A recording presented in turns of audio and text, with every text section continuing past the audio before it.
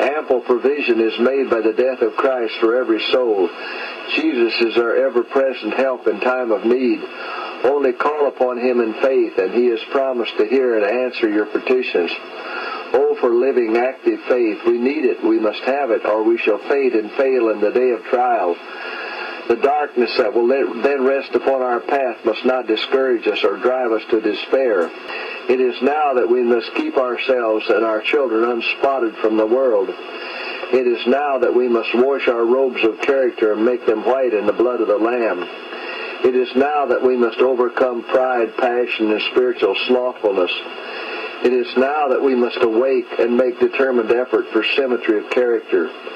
Today, if you will hear his voice, harden not your hearts. We are in a most trying position, waiting, watching for our Lord's appearing. The world is in darkness. But ye, brethren, says Paul, are not in darkness, that day should overtake you. What are you doing, brethren, in the great work of preparation? Those who are uniting with the world are receiving the worldly mold and preparing for the mark of the beast.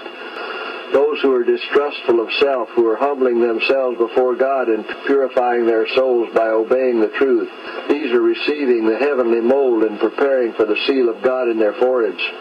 Now is the time to prepare. The seal of God will never be placed upon the forehead of an impure man or woman.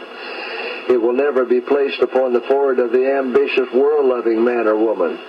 It will never be placed upon the forehead of men or women of false tongues or deceitful hearts. All who receive the seal must be without spot before God, candidates for heaven.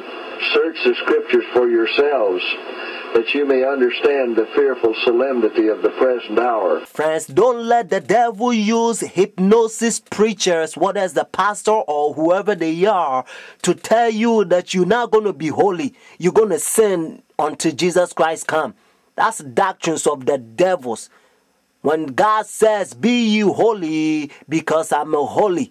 When Jesus Christ sets you free, Bible says, ye shall be free indeed. If you think that God is bigger than the devil, then you're going to be holy by the grace of God. But if you think that you're the devil, notice your devil is bigger than God, then the devil's going to make sure that he keep you in darkness. He will keep you to sin until Jesus Christ comes, and then you're going to be doomed.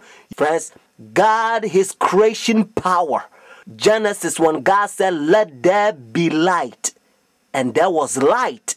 So when God said be, means his creation power. You can be holy by the grace of God. This is the old gospel, and now the devil's using hypnosis pastors. All they want is money, riding Mercedes and all kinds of expensive vehicles. They fail to be a Bible Christian. Christ is calling a humble instrument. If you are failed to be a Bible Christian, be converted. Time to take a stand. Forget yourself. Don't look for what's in it for you. It's time to look for what's in it for God. That's how apostles and disciples, they live. In the first century, Jesus Christ is coming for the remnant church, means left over. Our character, our lifestyle is going to be like the first century, the church that Jesus Christ set up. Christ is coming. Believe that you're going to be holy. He's going to help you. It depends how you program yourself. If you are watching a Jesuit, Hollywood, worldly program, so-called television program, then the devil's going to use those pagans or infidels to preach you, and you're going to be in darkness until Jesus Christ comes. The phone number to order your own book is 856-503-5893. One more time, 856-503-5893. 9-3. Order The Great Controversy. Notice the book, The Great Controversy. And you can also get testimonies for the church, because it's preparation. It will prepare you by the grace of God. Friends, whenever they enforce their sun worship day, Sunday worship, whenever the law is enforced in your country, do not accept it. The mark of the beast in their forehead, symbolic in Revelation. Your forehead means your decision. And also when Revelation says their right hand, means your action. will follow your decision once you accept their Sun worship day, when it's an enforced Sunday worship. Friends, take a stand. Christ is coming. He loved you so much so that when he was on the cross, Jesus Christ says, I thirst. So whenever you're in temptation, remember when he says, I thirst, because of you and I.